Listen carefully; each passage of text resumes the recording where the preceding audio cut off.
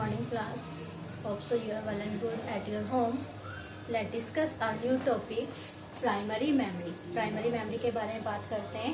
I already explained about the memory and explain about the RAM and ROM in my previous video. If you don't know about the RAM and ROM, then you can watch my basic fundamentals video part 3 and part 4. In that video I explain about the RAM or ROM. Now today we will discuss about the RAM and ROM in detail. ठीक है, हम अपना detail में RAM और रोम को पढ़ेंगे. RAM और रोम को डेफिनेशन होता क्या है मैं पहले ही बता चुकी हूँ.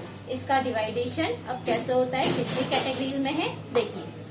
The RAM you know very well that it is temporary memory and it is basically divided into two RAM.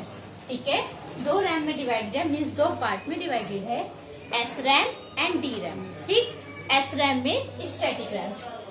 I think दिखाई नहीं दे रहा हो. यस, ठीक है, S for static. S RAM होती है आपकी static RAM and D RAM होती है आपकी डायनेमिक. ठीक, एक आपकी स्टैटिक रैम होती है और एक डायनेमिक रैम होती है. Difference is that S RAM is need to be refreshed in order to maintain information. Means information को मेंटेन करने के लिए जो उनकी इंफॉर्मेशन है ताकि वो ऐसी की ऐसी ही बनी रहे, उसको बार बार हमें क्या करना पड़ता है, रिफ्रेश करना पड़ता है ताकि जो भी आपका डेटा स्टोर है वो आपका मेंटेन रहे, मतलब लॉस ना हो. लेकिन डी रैम में क्या होता है, no need to be refresh. ठीक है, इसको बार बार रिफ्रेश करने की जरूरत नहीं होती. अब इसको बार बार रिफ्रेश करने की जरूरत नहीं होती, इसीलिए ये स्पीड में क्या होती है, फास्टर होती है as comparison to S RAM and expensive than S RAM. और एस रैम से क्या होती है, एक्सपेंसिव. एक्सपेंसिव इसी वजह से है क्योंकि जो हमारा डेटा है उसे हमें बार बार रिफ्रेश नहीं करना पड़ता, वो आपका डेटा को मेंटेन किए रखती है. तो इस वजह से ये क्या है, आपकी डी रैम एक्सपेंसिव है. और जो एस रैम है उसको बार बार जो भी आप डेटा स्टोर करते हो हमें हर 10 मिनट बाद या 15 मिनट बाद रिफ्रेश करना पड़ता है ताकि आपका डेटा मेंटेन रहे. ठीक है, तो ये था आपका एस रैम जो टू कैटेगरीज में डिवाइडेड है और ये वोलेटाइल इन नेचर है. वोलेटाइल इन नेचर मैं आपको पहले बता चुकी हूँ कि जब तक आपका data that means power supply आपके पास रहेगी तो आपका डेटा सेफ रहेगा, अदरवाइज आपका डेटा क्या हो जाएगा, लॉस हो जाएगा. तो both are volatile in nature. Clear. Now ROM is further divided into 3 parts. 3 part में डिवाइडेड है रोम. आपको बताया रोम की फुल फॉर्म होती है रीड ओनली मेमोरी. ये आपकी रीड ओनली मेमोरी है. ठीक है, जो भी आपका कंप्यूटर का स्ट्रक्चर होता है, जो मैन्युफैक्चर डिजाइन होता है, उससे जो प्रोग्राम्स लिखे होते हैं वो आपके रोम के अंदर लिखे होते हैं. क्लियर. अब इसीलिए इसमें हम राइट नहीं कर सकते, ओनली रीड कर सकते हैं. Now it is categorised into 3 parts. ये आपके 3 पार्ट्स में कैटेगराइज है. मैं ऐसे कर देती हूँ. First one P ROM, E P ROM and E P ROM. E ROM को ई स्क्वायर पी रोम भी बोलते हैं. पहले बात करते हैं पी रोम की. पी रोम को बोलते हैं प्रोग्रामेबल रोम. प्रोग्रामेबल रोम मतलब programmable read only memory. Second आती है ई पी रोम, electronic P ROM, erasable P ROM. Sorry, थोड़ा मैंने गलत लिख दिया, कंफ्यूज हो गई मैं खुद. Wait a minute. यस, ये इरेजेबल है, मेरे को उसका याद आ गया. ठीक, erasable programmable read only memory. मैं बस फर्स्ट वर्ड लिख रही हूँ, बाकी वही है. ठीक, फिर थर्ड वन ई पी रोम मीन्स इलेक्ट्रिकल इरेजेबल, इलेक्ट्रिकल, फिर आगे erasable programmable read only memory. Clear. मैं आगे का एक वर्ड लिख दिया है, बाकी वही है जो रोम की फुल फॉर्म है. मतलब programmable read only memory, erasable programmable read only memory, electrical erasable programmable read only memory. इसको हम ई स्क्वायर पी रोम भी बोलते हैं क्योंकि 2 बार ई आ रहा है. तो इलेक्ट्रिकल इरेजेबल पी रोम. अब तीनों को पढ़ लेते हैं क्या होता है. देखिए, जो पी रोम है means programmable read only memory. इसका काम क्या है, this chip can not be altered और erase after the program. Means जब इसके अंदर प्रोग्राम लिख दिए जाते हैं इस चिप के अंदर, तो इस चिप को हम ऑल्टर या इरेज नहीं कर सकते। मीन्स आप जो भी इसमें डिजाइन लिख रहे हो, सपोज आपकी गलती हो गई है, तो आप फिर इसको ऑल्टर या इरेज नहीं कर सकते। दैट मीन्स वो आपकी खराब हो चुकी है अब। Clear?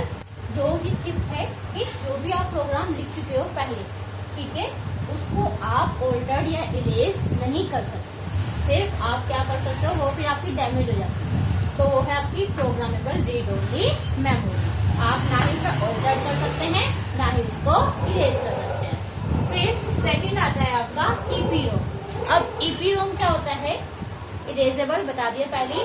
Chips can not be erase by exposing it to ultraviolet rays. Means ये चिप्स होती हैं, इसमें जो आप मैन्युफैक्चर अपने डिजाइन कर दिए, उन चिप्स को आप इरेज तो कर सकते हो जितना पार्ट आपको रफ करना है, मतलब पूरा ही इरेज होगा, वो भी उतना पार्ट रफ नहीं होगा। जो ये वाली चिप है इनको तो आप ऑल्टर्ड ही नहीं कर सकते, लेकिन ये जो ये वाली चिप होती है इनको आप इरेज कर सकते हो, मतलब दोबारा चिप को रीयूज में ला सकते हो। किसके थ्रू? अल्ट्रावायलेट रेज के थ्रू। अल्ट्रावायलेट रेज इनके ऊपर गिरी जाती है, यूज की जाती है, जिसकी वजह से वो चिप दोबारा से एक न्यू चिप में कन्वर्ट हो जाती है। इसीलिए इसको यूवी ईपीरोम भी कहा जाता है। यूवी ईपीरोम का मीन्स होता है अल्ट्रावायलेट, ठीक है। यूवी का मतलब होता है अल्ट्रावायलेट ईपीरोम। क्लियर? तो दैट मीन्स इस चिप को आप दोबारा से क्या कर सकते हैं? यूज कर सकते हैं। Now third one, E square PROM. It can be reprogram, it content can erase electrically. Means जो ये वाली चिप होती है आप इसको दोबारा से रीप्रोग्राम कर सकते हैं। दैट मीन्स अगर आपने कोई मैन्युफैक्चर डिजाइन, उसमें उसके रोम के इंफॉर्मेशन आई मीन स्ट्रक्चर लिखा है, उसका डिजाइन उस पर डिपेंड है, और अगर आपको दोबारा से वो रीप्रोग्राम करना है, कुछ गलत हो गया है, दोबारा से आप रीप्रोग्राम करना चाहते हैं, तो सिर्फ उतना ही कंटेंट जितना आपका गलत हुआ है या जितना आप ठीक करना चाहते हो, उस कंटेंट को क्या कर सकते हो? इलेक्ट्रिकली चेंज कर सकते हैं। सॉरी, इलेक्ट्रिकली क्या कर सकते हैं? उसको चेंज कर सकते हैं। इसीलिए इसको इलेक्ट्रिकली इरेजेबल पीरोम कहा गया है। क्लियर? तो तीनों में यही डिफरेंस है। जो पीरोम है पहले यूज हुआ करती थी, क्लियर है, अब तो इसका यूज नहीं। जैसे जैसे मॉडिफिकेशन आते रहते हैं हमारी हर चीज में, सेम ऐसी चिप में भी हमारे क्या आते रहते हैं? मॉडिफिकेशन आते हैं। मैंने फिर बता देती हूँ, इस चिप को आप ऑल्टर नहीं कर सकते, एक बार खराब होने के बाद आप यूज नहीं कर सकते। इस चिप को आप अल्ट्रावायलेट रेज के थ्रू इसकी सारी इन्फॉर्मेशन को इरेज कर दोबारा से यूज कर सकते हैं, लेकिन दोबारा ही सारा काम करना होगा। लेकिन जो ई स्क्वायर पीरोम है, इसमें सिर्फ जितना कंटेंट आपको इरेज करना है उसको इलेक्ट्रिकली क्या कर सकते हैं? आप इरेज कर सकते हैं। तो ये था आपका डिवाइडेशन ऑफ रैम एंड रोम।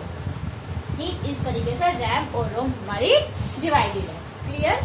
अब इसका नेक्स्ट टॉपिक आता है यूनिट्स ऑफ मेमोरी। देखिए कि मेमोरी की यूनिट्स क्या क्या है।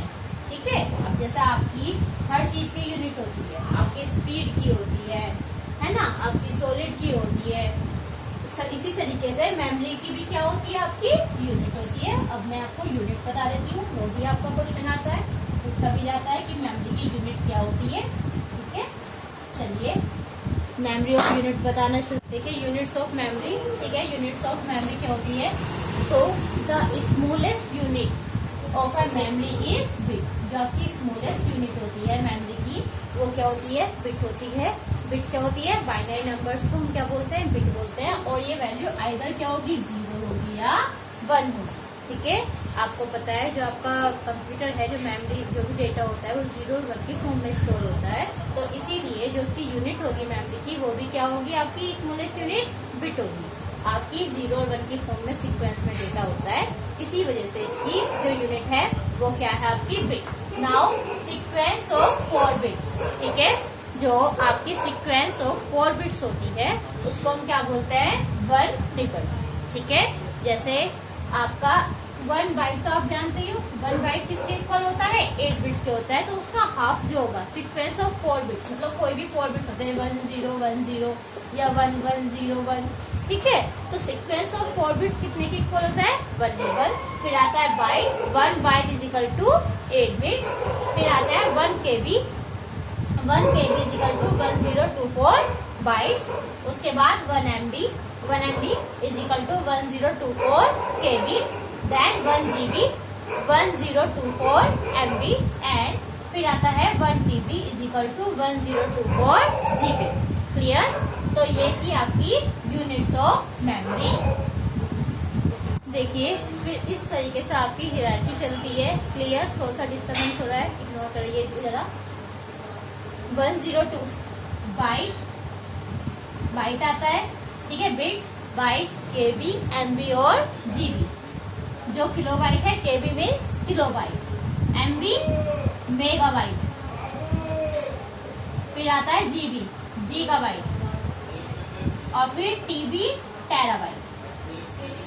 ठीक है, ये आपकी सीक्वेंस है, कहाँ से?